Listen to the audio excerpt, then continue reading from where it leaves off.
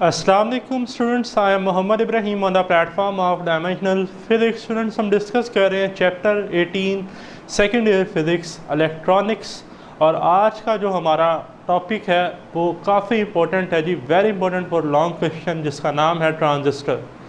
ठीक है जी, और ट्रांजिस्टर एज एन एम्पलीफायर। ठीक है जी, बड़ा ही मज़े का टॉपिक, बड़ा ही आसान टॉपिक। कोई इसकी डायग्राम को देख के परेशान नहीं होना। अक्सर बच्चों की जान निकल जाती है जी इसकी डायग्राम देख के कि ये है क्या। ठीक है, अगर आपने प्रीवियस वीडियो लेक्चर लिए हैं बायसिंग ऑफ ट्रांजिस्टर से रिलेटेड एनपीएन पीएनपी के, और आप ये डायरेक्ट वीडियो देख रहे हैं तो इट्स ओके, गुड। लेकिन अगर आपने वो लेक्चर्स नहीं देखे तो सबसे पहले आप देखें कि बायसिंग होती कैसे है, देन आप इस वीडियो को एंजॉय कीजिएगा। ठीक, तो टॉपिक का स्टार्ट करते हैं जी, ट्रांजिस्टर एज एन एम्पलीफायर। तो सबसे पहले ट्रांजिस्टर को तो अब हम बड़ी डिटेल में जानते हैं कि जो transfer of register current controlling device है, back to back PN junction से बनता है, सारा हमने डिस्कस किया। तो एम्पलीफायर को ज़रा एक्सप्लेन करते हैं कि एम्पलीफायर क्या होता है। देखें, बड़ी ही सादा सी definition, device which is use to amplify the input signal. ऐसी डिवाइस जो इनपुट सिग्नल को एम्पलीफाई करे। एम्पलीफाई का मीनिंग क्या होता है? To increase the amplitude, to increase the amplitude. अब आप सोच रहे होंगे भाई एम्पलीट्यूड क्या होता है? Maximum displacement of vibrating body from either sides of it main position. Amplitude ज़्यादा करने का जो प्रोसेस है उसे हम क्या कहते हैं? एम्पलीफायर। कोई सिग्नल है हमारे पास वोल्टेज का, हमने उसको एम्पलीफाई करना है, उसका एम्पलीट्यूड ज़्यादा करना है, तो हम ट्रांजिस्टर को यूज़ करते हैं। ठीक, और हमारी जो टेक्स्ट बुक है इसमें जो कॉन्फ़िगरेशन यूज़ की गई है वो है जी common emitter amplifier. Common emitter का क्या मतलब है? यानी कि एमीटर बेस के साथ भी कॉमन है, कलेक्टर के साथ भी कॉमन है। ठीक, ईबी जंक्शन की बात की जाए तो वहाँ भी एमीटर आता है। ठीक है जी, और अगर बात की जाए कलेक्टर एमीटर जंक्शन की तो वहाँ पर भी एमीटर आता है। तो इसका मतलब एमीटर कॉमन है। एमीटर क्या है? कॉमन। ठीक, तो कहता है वो use common emitter transistor as an amplifier आपकी बुक में। ठीक है जी, क्यों? क्योंकि एक तो ये सिग्नल को एम्पलीफाई भी करता है, दूसरा हम ये पढ़ेंगे इसके रिलेशन में देखेंगे कि यहाँ पर फेज शिफ्ट भी प्रोड्यूस होता है 180 का। यानी कि हमने क्रस्ट सेंड किया, क्रस्ट ट्रफ में चेंज हो गया और एम्पलीफाई भी हो गया। जैसा कि आप देख रहे हैं, क्रस्ट था, क्या बन गया? ट्रफ, और एम्पलीफाई भी हो गया। इस सिमिलरली यहाँ ट्रफ था, फेज शिफ्ट भी हुआ, यानी कि क्रस्ट भी बन गया, एम्पलीफाई भी हो गया। तो कॉन्फ़िगरेशन स्टूडेंट याद रखिएगा 3 तरह की होती है। ठीक है जी, कॉमन बेस, कॉमन कलेक्टर और कॉमन एमिटर कॉन्फ़िगरेशन। तो यहाँ पर कॉमन एमिटर है कि मीन एमिटर को हमने ग्राउंड किया अगर वो इनपुट और आउटपुट दोनों के साथ अटैच है। तो देखिए कि जो हमारे पास ट्रांजिस्टर एज एन एम्पलीफायर है, इसका जी की रोल है इलेक्ट्रॉनिक्स में। ठीक है जी, और बहुत सारे कॉम्प्लेक्स इलेक्ट्रॉनिक सर्किट का जो बिल्डिंग ब्लॉक होता है वो ट्रांजिस्टर है।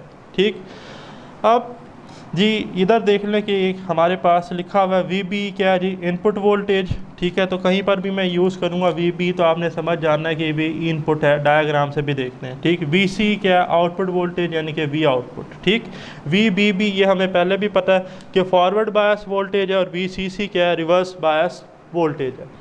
ठीक, लेकिन ये एक टर्म है मेरे पास RIE, इसका क्या मतलब है? Base emitter resistance. तो ज़रा इस डायग्राम को देखें। सिंपल स्टूडेंट, मेरे पास क्या है जी? एक NPN ट्रांजिस्टर है। अब डायग्राम बनानी कैसे, ज़रा इधर ध्यान रखना है। ठीक, सबसे पहले तो आपने ये सिंबल अगर लास्ट वीडियो लेक्चर में देखा तो हमने इस तरह से हॉरिजॉन्टल ड्रा किया था। आपने अब किसको ग्राउंड किसको करना है? एमीटर को। तो आपने सिंबल ऐसे ड्रा करना है। ठीक है जी, अब आपको पता है कि ये एमीटर है, ये क्या है? बेस, ये क्या है? कलेक्टर। पहले तो सिंबल ड्रा कर लिया। अब यहाँ से बेस को लिया, बेस को क्या कर दिया? ग्राउंड। पहला स्टेप हो गया। सेकंड स्टेप में क्या करना है? बायसिंग करनी है। अब है क्या? NPN ट्रांजिस्टर है। ठीक, तो बेस के अक्रॉस ये आ गई बेस के रेजिस्टेंस। अब पी को क्या मिलना चाहिए फॉरवर्ड करने के लिए? Emitter base junction ideal condition में फॉरवर्ड बायस होता है ना, पी को पॉजिटिव मिलना चाहिए। तो देखें पॉजिटिव, नेगेटिव, फिर ये यहाँ से मिला दिया ग्राउंड के साथ, तो ये VVB हमने कनेक्ट कर दिया। अब ये जो कलेक्टर है इसके साथ तो N है, NPN ट्रांजिस्टर है, तो कलेक्टर के अक्रॉस रेजिस्टेंस किसकी होगी? RC, collector resistance. तो इसको तो करना है, हमने पढ़ा था emitter base junction forward bias, collector base junction reverse bias. ठीक है जी, तो इसको तो रिवर्स बायस करना है। रिवर्स बायस करने के लिए N के साथ तो पॉजिटिव हो, तो देखिए पॉजिटिव टर्मिनल से कनेक्ट कर दिया VCC और इसे इसके साथ अटैच कर दिया। 2 स्टेप हमारे मुकम्मल होगा। ये मैंने आपको शुरू में बता दिया कि ये VCC है, ठीक है जी, ये VVB है जो हमने लिखी, ठीक। और ये मैंने बताया इनपुट वोल्टेज VB के बराबर है और आउटपुट जो वोल्टेज है वो VC है। क्यों? वो क्योंकि कलेक्टर एमिटर के अक्रॉस है और ये बेस एमिटर के अक्रॉस है इनपुट। तो ये था जी हमारा सेकंड स्टेप। थर्ड स्टेप में क्या करना है, यहाँ से फर्दर लाइंस ड्रा करनी है, यहाँ पर ले लेनी है इनपुट सिग्नल V इनपुट, जैसा कि आप देख रहे हैं। सिमिलरली इन लाइन को क्या करना है, प्रोसीड, यहाँ पर क्या ले लेनी है, V आउटपुट। आउटपुट डायग्राम कैसे ड्रा करनी है कि सिग्नल है तो उसको एम्पलीफाई भी करना है और उसमें फेज शिफ्ट भी आए 180 डिग्री का, ठीक। उसके बाद आपने उसको लेबल कर लेना है, जो भी इसके टर्मिनोलॉजीज है वो मेंशन कर लेनी है। तो बड़ा ही आसान सा मैं समझता हूँ कि ये, ठीक है जी, सर्किट डायग्राम है, इसकी कोई मुश्किल नहीं है। 2 से 4 दफ़ा प्रैक्टिस करें, ठीक है जी, प्रैक्टिस से चीज़ें परफेक्ट होती हैं तो ये और मज़ीद बेहतर हो जाएगी।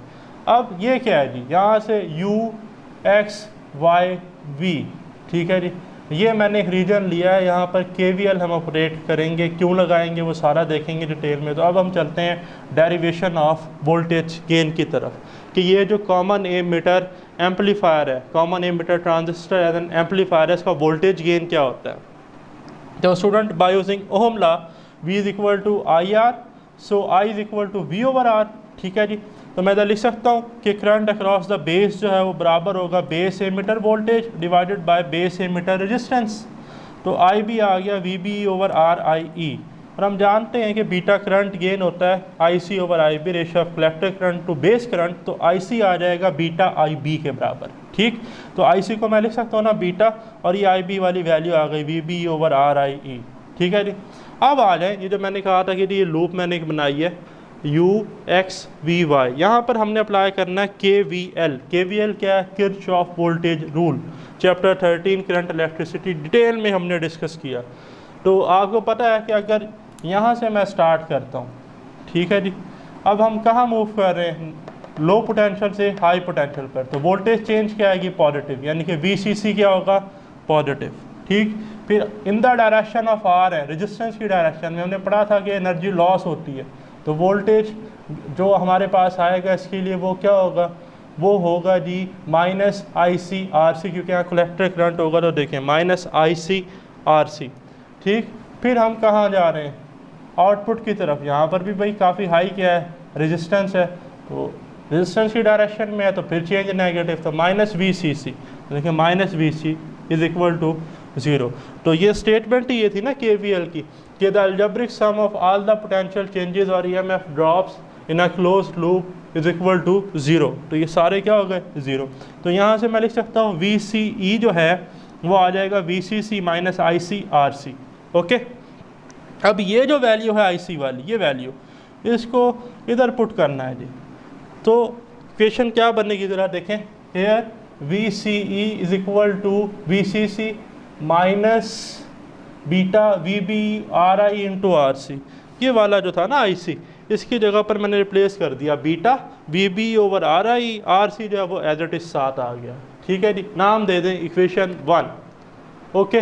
नेक्स्ट क्या है स्टूडेंट, नेक्स्ट है जी कि when delta V in applied, अगर मैं स्मॉल इनपुट सिग्नल अप्लाई करूँ तो क्या चेंजेस जो है वो अकर होंगी। तो देखें जो VBE है इनपुट वोल्टेज, वो किस में चेंज होगा, VBE plus delta V input. Similarly जो आउटपुट वोल्टेज है VCE, वो बन जाएगा VCE plus delta V out, ठीक है। अब परेशान नहीं होना, VCE की जगह पर मैं V आउट भी लिख सकता हूँ और VBE की जगह मैं V इनपुट भी लिख सकता हूँ, ठीक है, ये एक ही बात है। और बेस करंट जो है वो चेंज होगा IB प्लस डेल्टा IB में। सिमिलरली कलेक्टर करंट चेंज होगा IC प्लस डेल्टा IC में। तो ये जो इक्वेशन है ये कुछ इस तरह की इक्वेशन बन जाएगी। देखें आउटपुट वोल्टेज है, आउटपुट वोल्टेज में किसका इजाफा होगा, डेल्टा V आउट का, जैसा कि मैंने बताया। VCC तो है हमारे पास, बायसिंग वोल्टेज सेम रहेगा, माइनस बीटा, और ये जो है इनपुट वोल्टेज जिसमें चेंज आएगा delta V input, RI same, RC same. तो ये थी इक्वेशन 1, ये है इक्वेशन 2। हमने करना ये 1 को सब्ट्रैक्ट कर देना 2 में से। पहले मैं लिखने जा रहा हूँ 2 की लेफ्ट हैंड साइड, ये है ना 2 की left hand side as it is लिख ली, माइनस फर्स्ट की लेफ्ट हैंड साइड ये VCE, और अभी मैंने बताया कि VCE किसके बराबर है, V आउटपुट के, तो मैंने लिख लिया माइनस V आउटपुट। अब सेकंड इक्वेशन की लिखने लगा हूँ जी मैं राइट हैंड साइड। कौन सी? Right hand side. ज़रा इधर ध्यान रखना है, वी सी ई आ गया, ये आ गया जी वी सी। अब एक दफ़ा ये जो माइनस बीटा है मैंने इस फैक्टर के साथ क्या किया, मल्टीप्लाई, तो ये बन गया minus beta V B E R I E, और इसके साथ आर सी भी तो था तो आ गया। फिर इस वाले बीटा वाले फैक्टर को मैंने इसके साथ क्या किया, मल्टीप्लाई, तो बन गया minus beta delta V in R I into R C, वो ये आ गई टर्म। अब ये सेकंड तो हो गई। अब करना है माइनस, इसको जो माइनस करूँगा तो इसके साथ क्या आ जाएगा, माइनस वी सी से, देखिए माइनस वी सी सी। फिर इसको जब माइनस करूँगा तो माइनस माइनस पॉजिटिव, तो आएगा positive beta V B E R I E into R C. अब कौन सी टर्मिनोलॉजीज जो हैं वो कैंसिल होंगी, V C C minus V C C से cancel, minus beta V B R I E ये प्लस वाले से कैंसिल। तो यहाँ पर जो टर्मिनोलॉजीज, ये इधर देखें ज़रा लेफ्ट साइड पे, ये भी कैंसिल हो गया। तो इधर तो आ गया डेल्टा वी आउटपुट, इधर आ गया जी minus beta delta V in over R I E into R C. तो डेल्टा वी इन को कर लेते हैं जी डिवाइड, तो बन जाएगा minus beta R C over R I E. और ये जो है हमारे पास रेशो ऑफ वोल्टेज, ठीक है जी, ratio of output voltage to input voltage, इससे ही हम कहते हैं वोल्टेज गेन। याद रखिएगा ए से रिप्रेजेंट करते हैं, यूनिट लेस है, डायमेंशन लेस क्वांटिटी है, ठीक है जी।